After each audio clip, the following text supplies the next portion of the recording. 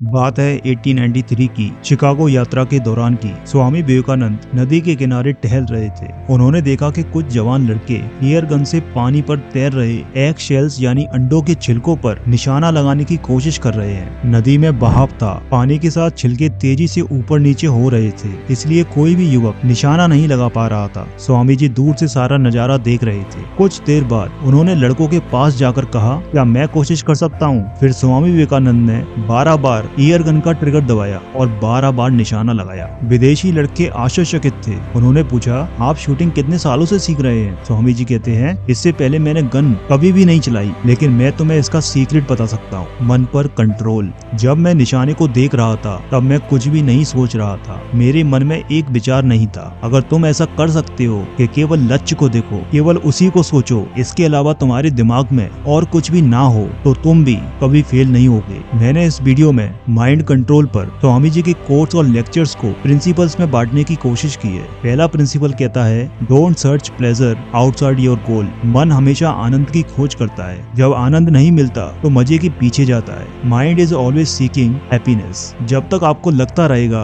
कि लक्ष्य के अलावा कहीं और मजा या संतुष्टि है, तब तक आपको कभी सच में इच्छा ही नहीं होगी कि मन को कंट्रोल करना है, क्योंकि कोई भी खुशी से दूर नहीं होना चाहता। ये सबके मन की बेसिक जरूरत है। तो सवाल ये है कि खुशी कहाँ मिलेगी? जहाँ आपका मन शांत हो जाएगा, वहीं आपको अच्छा लगने लगेगा, वहीं आपको खुशी महसूस होने लगेगी। मन वहाँ शांत होगा जहाँ आपका ध्यान लगेगा। इसीलिए कहते हैं, quality of concentration is equal to quality of experience is equal to quality of life. इसलिए अगर आप सच में मन को जीतना चाहते हो तो सारा मजा, सारी खुशी अभी अपने काम और लक्ष्य में ही ढूंढो, नहीं तो माइंड कंट्रोल केवल कोरी बातें हैं। दूसरा प्रिंसिपल कहता है, माइंड कंट्रोल से पहले माइंड मास्टरी। स्वामी जी कहते हैं कि मन में कोई विचार ना चले, ऐसी भी स्थिति आएगी, लेकिन माइंड कंट्रोल का सही मतलब है मास्टरी। हमें विचारों का दमन नहीं करना, बल्कि उन्हें घुमाने की, दिशा देने की कला सीखनी है। Thought control doesn't mean suppression of thought but mastery of it. कैसे? स्वामी जी कहते हैं, हमें मन को इतना प्रबल बनाना है कि इसमें शक्तिशाली विचार चलें। We must have deep capacity for powerful thoughts. ऐसे पावरफुल थॉट्स जो हमको लगातार पावरफुल एक्शंस के लिए प्रेरित कर रहे हैं। इसका मतलब शुरुआत में जानबूझकर ताकतवर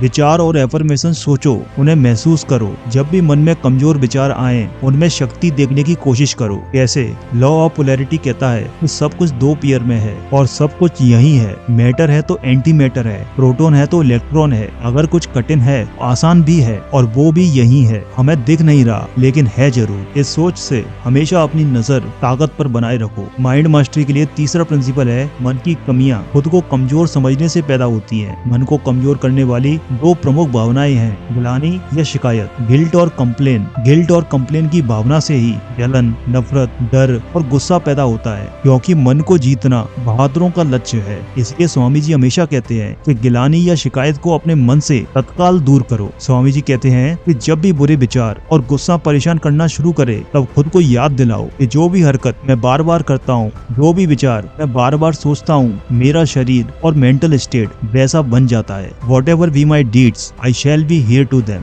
ऐसा बार बार याद करने से, मन ही मन में दोहराने से नेगेटिव थॉट्स और बुरे विचार कमजोर पड़ जाते हैं, नहीं तो कम से कम उस समय के लिए धीमे पड़ जाते हैं। By contemplating on this, the evil propensities of thought, word and deed are curbed or at least subdued। Mind control के लिए चौथा प्रिंसिपल है, use your imagination carefully and constructively। कल्पना ऐसी शक्ति है जो आपकी बुद्धि, ऊर्जा और इमोशंस को रियलिटी में बदलती है। स्वामी जी कहते हैं कि हमारी सारी परेशानियां इमेजिनेशन के गलत उपयोग से पैदा होती हैं। Our mental troubles are a result of wrong use of imagination. जब इस फैकल्टी का हम गलत उपयोग करते हैं तो चिंताग्रस्त हो जाते हैं। जो परेशानी है नहीं, उसे भी अपनी सोच में बड़ा बना लेते हैं। स्वामी जी कहते हैं कि इसी कल्पना शक्ति का सही उपयोग करें। अपने लक्ष्य को पूरा होते हुए देखें। हमेशा अपने लक्ष्य को खुद से जुड़ा हुआ महसूस करें। मन को शांत होते हुए देखें, इसे महसूस करें। ऐसे मेंटल स्टेट में चिंता और डाउट जगह नहीं बना पाते। माइंड कंट्रोल का पांचवा प्रिंसिपल है, नेवर रन इनटू एक्सट्रीम्स। शांत मन हमेशा खुश होता है, इसलिए हमें मन को प्रसन्न लेकिन शांत रखना है। Let the mind be cheerful but calm. यहाँ पर काम का मतलब है स्थिर, यानी कि बैलेंस।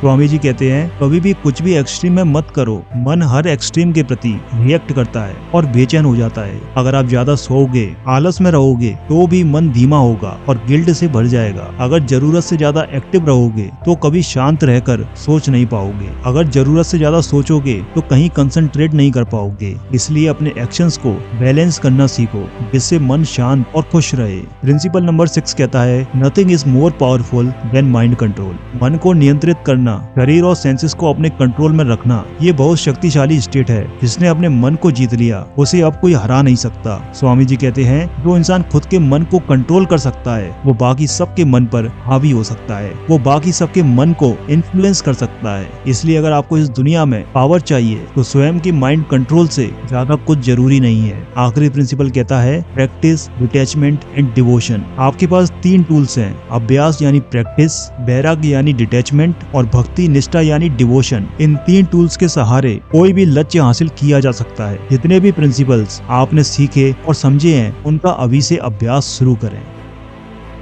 दोस्तों, स्क्रीन पर शो हो रहे आप इन 2 वीडियोस को भी जरूर देखें। इन वीडियोस से आपको बहुत कुछ सीखने को मिलेगा और आपको बहुत सारी इंस्पिरेशन मिलेगी। मैं इसी तरह की वीडियोस आपके लिए आगे भी लाता रहूंगा।